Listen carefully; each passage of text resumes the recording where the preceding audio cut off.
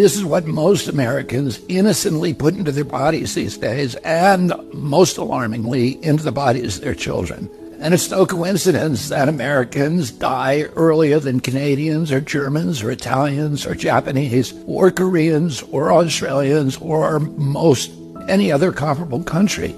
And it wasn't always that way. Until the early 1990s, our life expectancy was the same or better than other developed countries. Then suddenly, more and more Americans began suffering from chronic diseases, from obesity, cancer, diabetes, kidney disease, Alzheimer's, heart disease, and all kinds of autoimmune diseases. Our maternal mortality rate soared to the highest of any developed country on earth. Same with infant mortality. Like the frog in the slowly boiling water, we didn't really notice as we got sicker and sicker. We've grown now to accept chronic disease conditions as normal. But now, in 2024, we're finally waking up to this cataclysm, and we're asking ourselves, how in the world did this happen? Well, a big part of it is our diet. Restaurants that serve contaminated food are fined or shut down. But when it's the government that approves the poisons in our food, a few people get very, very rich, and the toxins end up in every supermarket aisle. Let me show you what I mean. Doritos, Cheez-Its, Cap'n Crunch, gummy bears.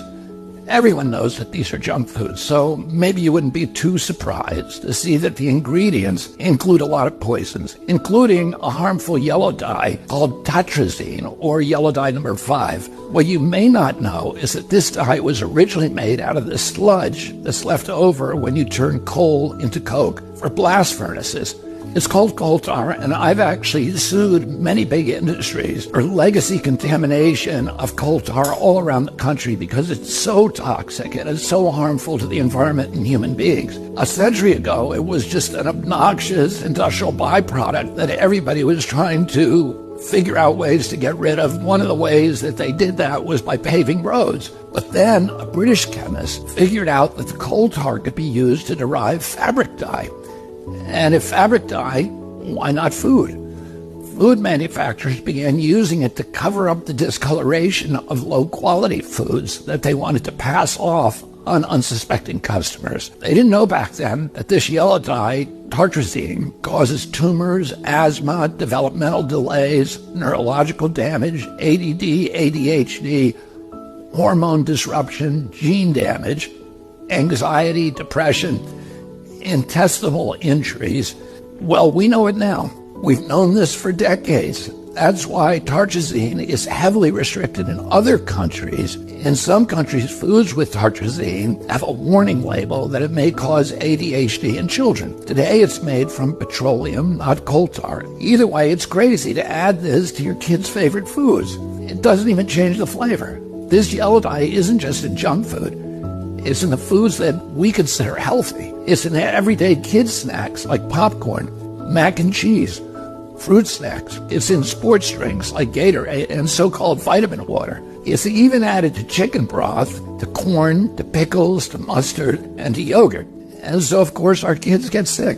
And we lovingly feed them chewable vitamins which have, surprise, tartrazine. And so the cycle continues until the coughs and asthma kick in, at which point you go to pick up some cough syrup. And yeah, you guessed it, tartrazine. I've been picking on tartrazine today, but that's just one of at least 100 chemical poisons that our health agencies allow into our children's food. I can make a video just like this to talk about Red 40, BHA, BHD, potassium bromate, chemical after chemical, and on and on and on. If just one of them can cause all of these problems, imagine what they're doing in combination. That's never been studied. If we took all of these chemicals out, our nation would get healthier immediately.